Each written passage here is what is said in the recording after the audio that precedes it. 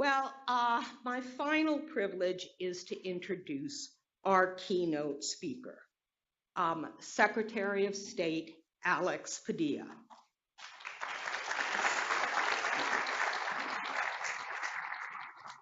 Secretary Padilla's leadership really exemplifies our conference theme because he has combined visionary leadership, dedication and commitment to innovation with the ability to roll up his sleeves, to dive into the details, and to make sure that these innovations are going to work in the state. Secretary Padilla has been to our conference every year that he has been in office, so he is a good friend of the organization. He started his career in public service as a member of the Los Angeles City Council, and he became the youngest member and the first Latino to be elected Los Angeles City Council president. He also served in the California State Senate, and in 2014, he was elected to serve as our Secretary of State. During his tenure, he sponsored the new motor voter law and the Voters' Choice Act, and these are two innovations that you're going to be hearing about more in panelizing in the panels today, which are being implemented to modernize our elections and make them more accessible. He is also a national leader and a fierce protector of voting privacy and the voting rights of all Californians. When a presidential advisory commission asked him to provide personal information on voters in California to the commission, he not only refused, but he also challenged the commission's agenda, challenged its membership, joined in the voices that noted that several members of this commission were committed to making our democracy less inclusive and implementing voting restrictions. He is a protector of the privacy and voting rights of everybody in this state. California is privileged to have him as our Secretary of State. We're privileged to have him as a speaker, and because of his contributions, I want to introduce him for our keynote address. Thank you.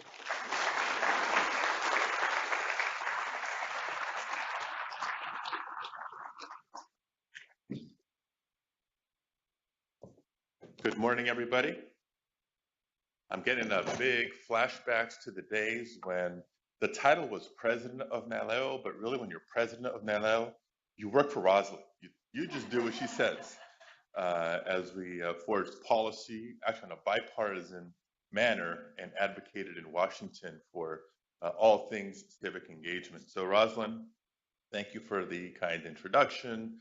Catherine for the invitation, and a collective get well soon wishes to Astrid. If you have a good chicken soup recipe, you can tweet her or send it to her via Facebook, because we're all about social media as well. And of course, we can't have a convening without thanking the Irvine Foundation for their vision and support of FoCE over the years and commitment to civic engagement. Frankly, this isn't a symposium. This isn't a conference. This is feeling more and more like a FoCE family reunion. So welcome to 2018's family reunion. And once again, not just status report, but a call to action, because the folks in this room, we know this family is dedicated and works hard to make California the leader for both ballot access and integrity. The uniqueness of this organization, and I know we've talked about it within the state and now making waves nationally, the uniqueness of this organization has helped break barriers down and ignite the dialogue between elections officials, advocacy organizations, of course, researchers, the diverse group that makes up this family, frankly. So I want to take a minute to thank, first and foremost, the first responders for our democracy. So if you are a registrar of voter, a clerk, a county elections official, or a member of the staff of one of those, please rise. I know you're here from throughout the state of California. Please rise. Gail, Mr. Diaz, Dean, thank you all for your service. I'm going to brag about you more in a minute, but I also need to take a moment to brag about the team we have in the Secretary of State's office, because a lot of us are here.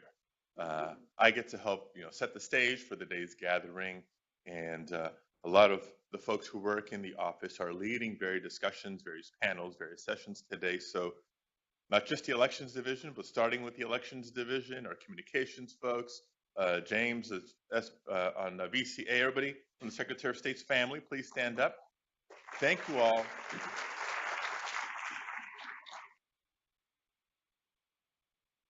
Thank you for either taking an early flight out to be here on time or being willing to be away from the family last night if you came in last night. I wanted to make sure to recognize these public servants who, as I mentioned, are the true first responders of our democracy, because we've seen attacks on a number of fronts in recent years. And the greater public is getting a better understanding, a necessary understanding and appreciation for what all goes into protecting our democracy.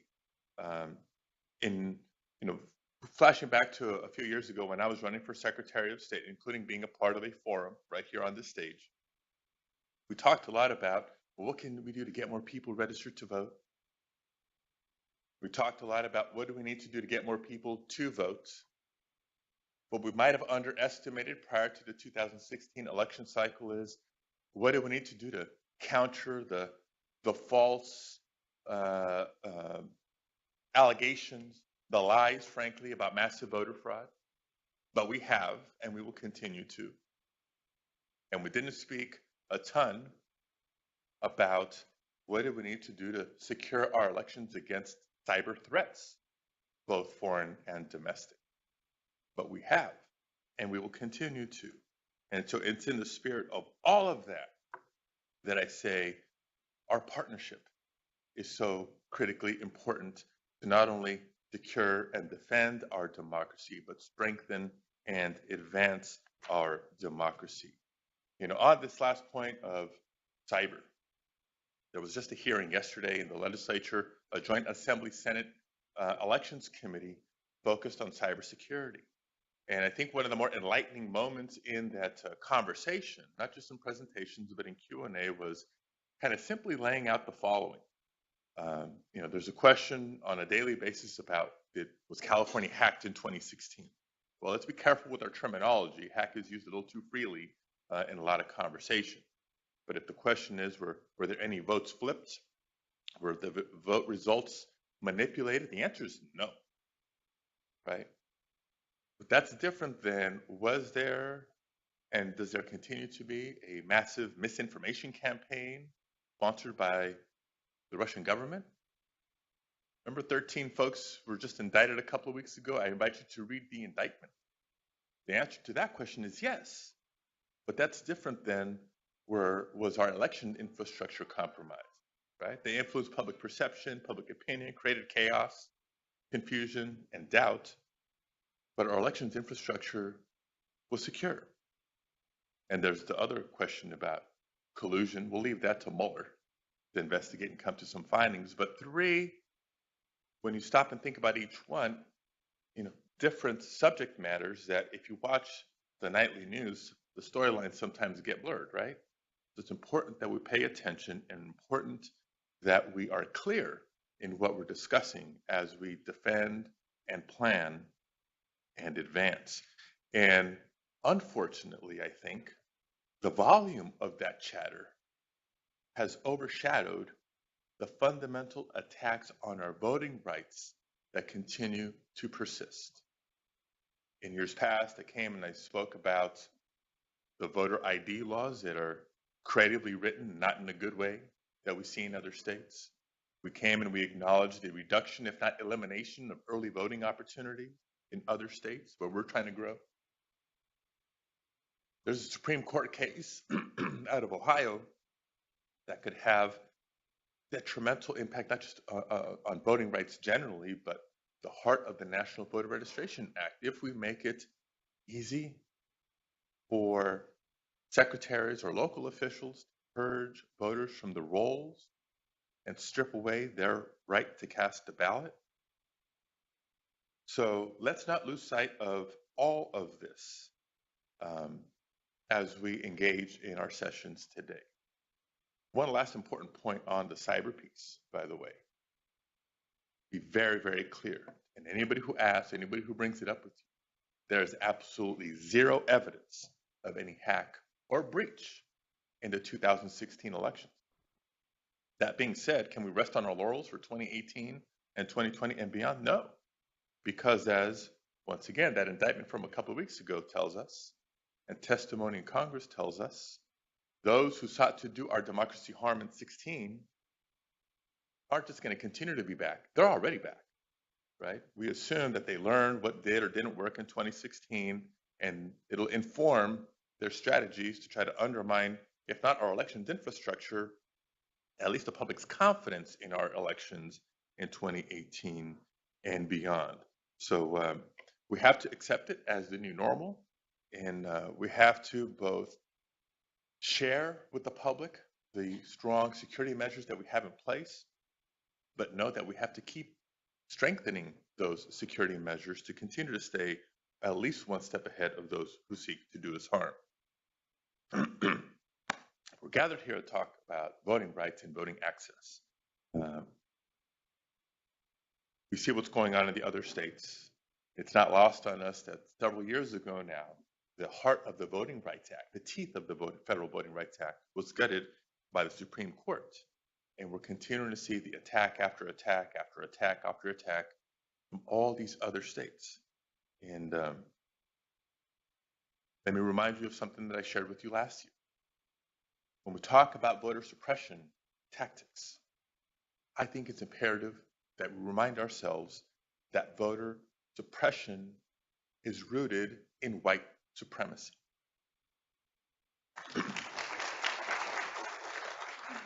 It may sound harsh.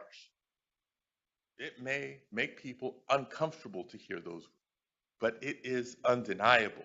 And those who are advancing these measures throughout the country, whether they're consciously doing it, knowing that history, or not consciously doing it, not knowing the history, the roots are there nonetheless. And so I will bluntly say, no matter how hard some folks will try to take our country back to the Jim Crow era when it comes to voting rights, California will lead the way forward. Try as they might, we're launching automatic voter registration in California.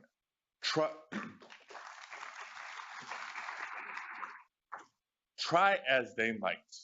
We have the first 5 counties moving to the Voters' Choice Act in 2018. Try as they might, we're moving forward with language and disability access to elections in California. Try as they might, we're going to embrace pre-registration of 16 and 17-year-olds in the state of California. Jesse, don't worry, I'm not going to steal your thunder from your presentation this afternoon, but boy, we got some good numbers to share. I'll just leave it at that. So I know everybody in this room is united. We're a big family, and we're prepared to fight. We're prepared to fight for our values. Because yes, our democracy is under attack. You know, one other item that's been a big takeaway for me these last couple of years. In the area of cybersecurity, you've heard about this new relationship and collaboration, if you will, with the Department of Homeland Security, the FBI, and others. And yes, we talk about technology, firewalls, encryption, et cetera, et cetera.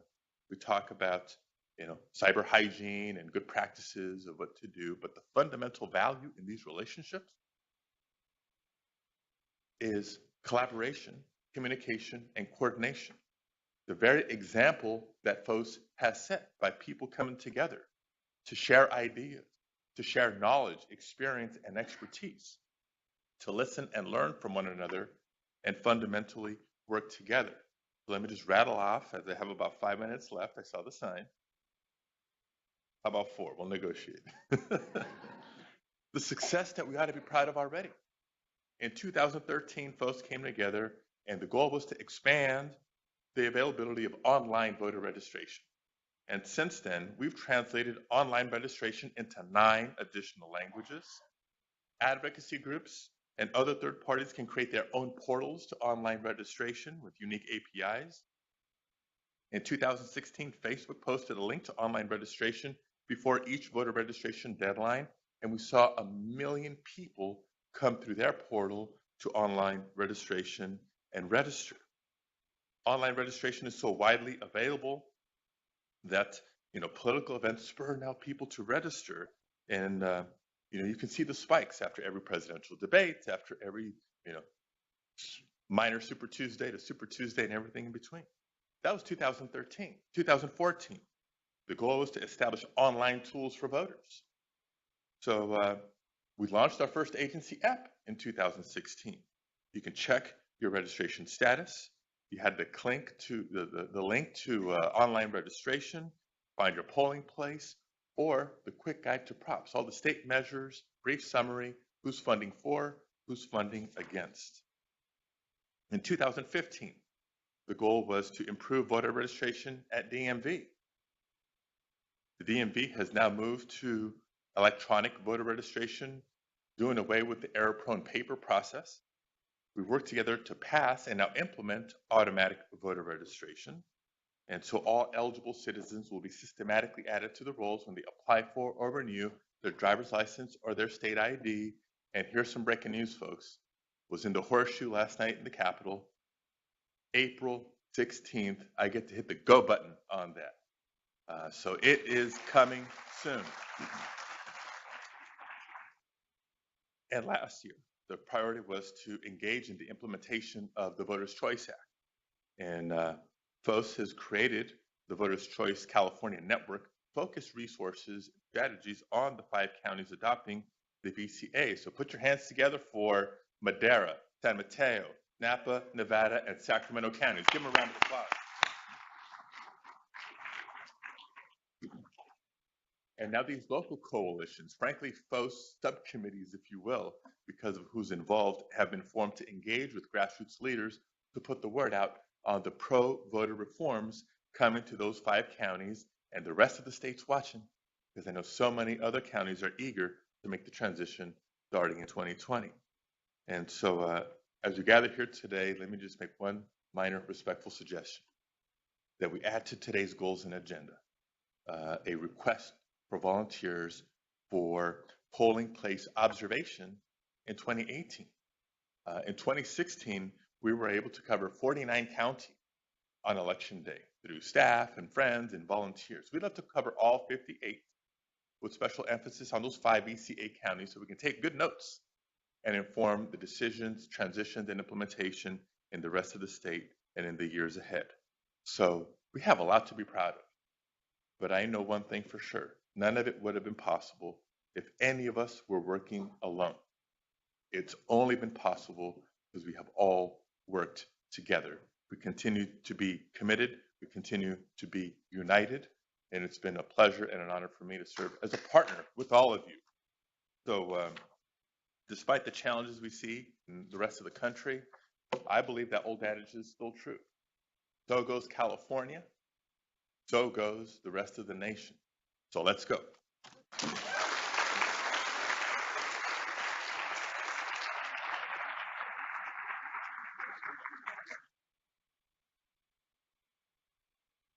I knew I had more time. Time for Q&A.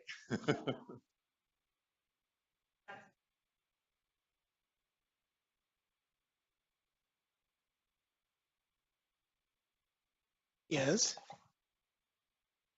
Well, you're handing me the mic. Sorry, I thought you. I got confused. Hi, Chris Hayes from CaliforniaBallots.org. I'm mostly focused on the security issue, and one thing that kind of gives me a tightening in my stomach is when I hear, well, a few systems were touched, but no votes were flipped and we were secure. And the reason I am concerned about that is that in any major cyber attack, the first step is surveillance. It's possible they weren't trying to do anything. They were just looking around, window shopping, which may mean they are now armed with more information for 2016. So I think we must not get overconfident. That is the bulwark. I hope that your office is dealing with this by getting good cybersecurity experts, even from outside the state, to really look at things and make sure everything is tight and locked down. And the best approach, in my view, is not to have any of our systems touch the internet. If there's a way to design them that way, that's the best way to go. I'm very concerned about the electronic poll books because they are networked. And we saw back east that just messing with those can completely disrupt the precincts and maybe does as much damage as an actual vote hack. We did no way of knowing. So that is statement one. Two, thank you for coming, by the way. I meant that to be number one, but I was distracted. I'm a little concerned by our organization. I don't like to make comparisons, but when Deborah Bowen was SOS Secretary of State, we could always get through to her staff on the phone to discuss things and give information.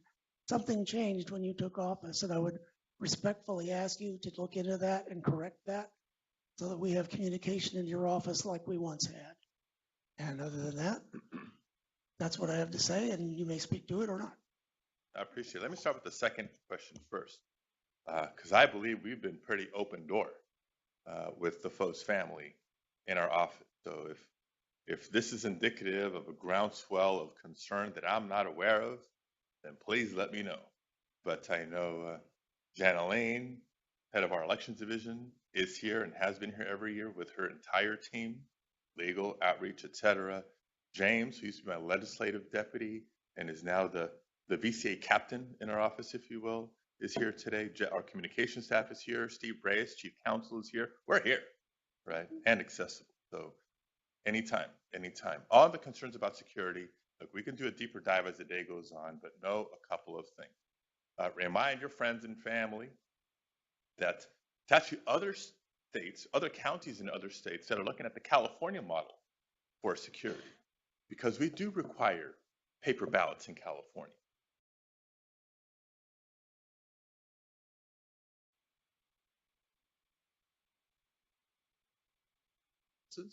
Even those require that voter verified paper trail for recount and auditing purposes, etc.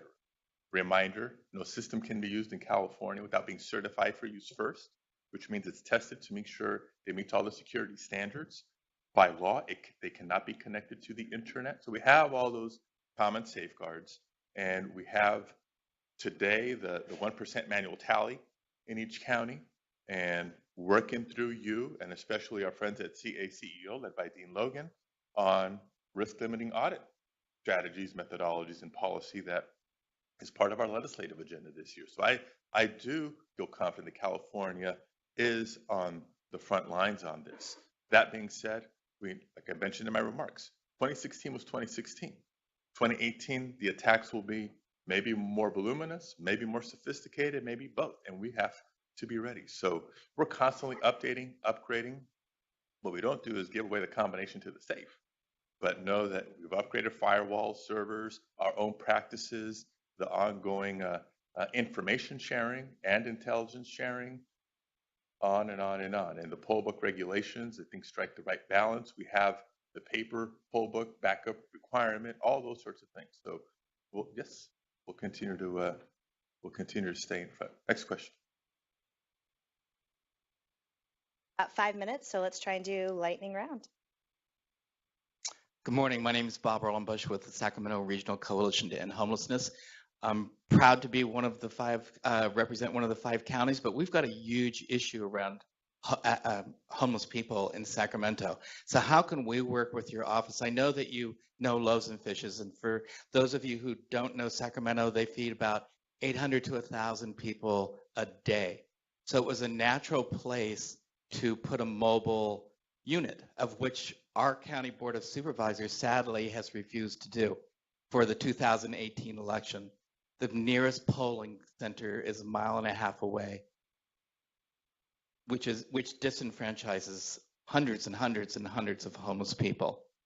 How can we work with your office to make sure that that doesn't happen, that we can move the needle in Sacramento for people experiencing homelessness, but also around Los Angeles and the other counties that are soon to follow? And thank you for your leadership. Absolutely. And that's precisely the role of these committees working at the county by county level, not just informing the, where the best vote center location will be on the weekend of or for the course of the 11 days.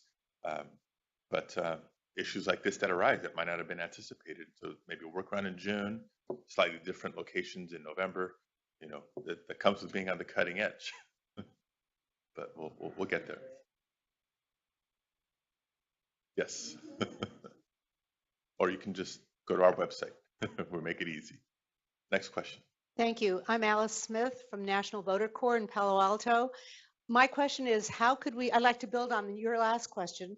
How can we encourage for 2018 June primaries early voting at multiple locations, more than what are insisted as a matter of law, but in fact, to try to get 20 to 40 vote stations in each county and to go to people like Apple, to Google, to all the major businesses and say, it's in your interest to make your location open for early voting and for same-day registration. Remember, we can same-day register today, and everyone should be doing that. So I'd like to see what the Secretary of State could do. So a couple of things. One is, so in the Voters' Choice Act counties, right, we set the floor, not the ceiling, on vote centers, right? So we set the minimum.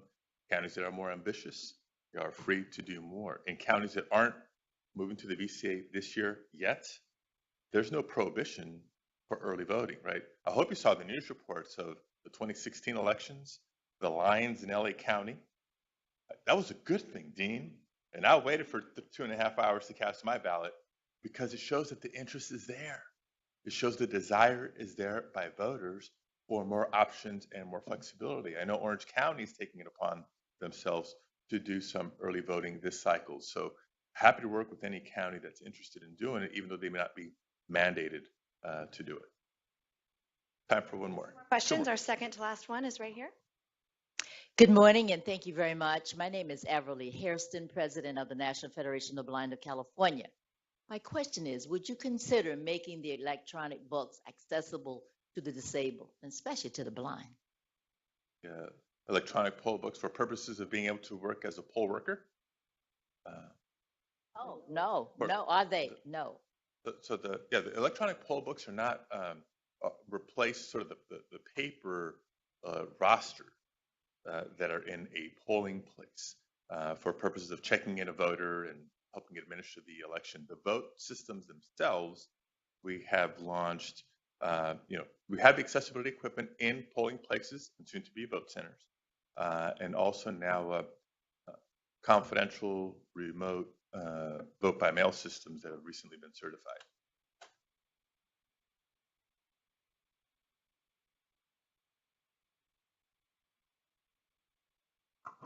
So I'm not sure. Are you saying they are accessible? Because that's not true. In polling places, the accessibility requirements have been in place, and we recently certified a remote accessible vote by mail system as well. We're not doing electronic. We still vote with paper. Yeah, but you're not talking about the poll books. Or no, well, poll books or the ballot marking. Like voter check-in. Right, voter check-in. The poll books. Am I not understanding the question, or?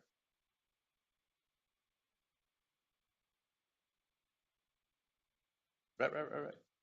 That the poll worker will use to check people in.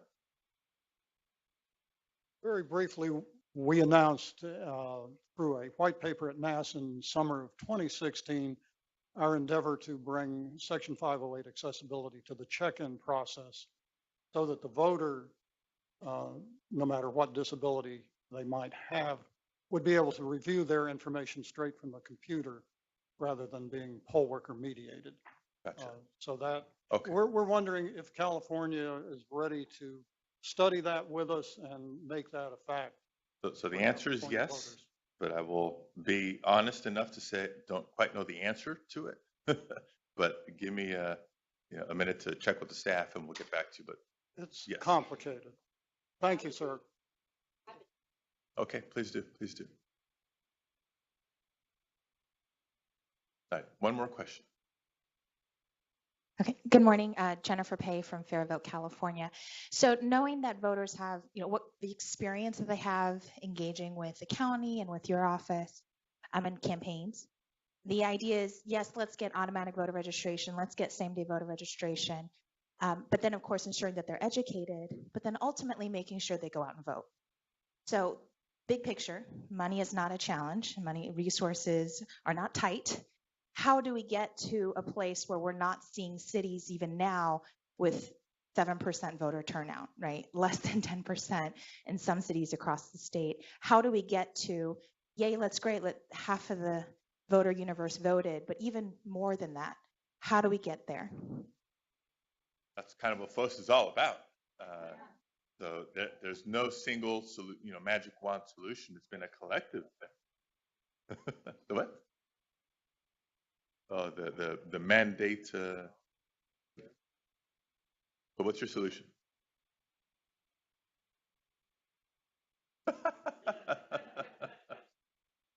The suggestion was give people the option to vote against somebody. I hear. But what we have put forward, I think, working together over the last several years is you can't vote if you're not registered to begin with. So something is, aside from running around trying to do as much publicity and outreach as we can, automatic voter registration, we believe, will capture about 90% of eligible but unregistered voters over time, right? That still leaves that 10%, so we have more work to do, but that's a big leap forward, right? And then as far as actually casting the ballot, old way of doing things or the VCA way of doing things. What we've seen in other states is turnout goes up when voters have more choices or options of when, where, and how to cast a ballot. We can't legislate how exciting and telegenic or what have you candidates are, if we only could. But I can't say this. I mean, just appreciating the fundamental power of some of these policies. And I think I said it this last year. If you're eligible to vote in America today, but not registered, you do not receive the voter information guide. If you're eligible to vote in America today, but not registered, the county does not send you the sample ballot. If you're eligible to vote in America today, but not registered, the odds are campaigns aren't knocking on your door. So something as simple and straightforward as automatic voter registration, while yes, it'll do wonders to get people onto the rolls, I think equally powerful is it creates that activity. All of a sudden, voters who have never been registered before get the voter information guide, they get the sample ballot. It's the invitation to participate in democracy, and the smart campaigns and candidates are going to start knocking on their doors. And we actually create civic discourse and dialogue within families, in workplaces, between neighbors. That's a great thing. Will it get us to 100% participation? No, but it's going to get us a heck of a lot closer to where we are today. So again, thank you all for the invitation, for the partnership. Have a great conference.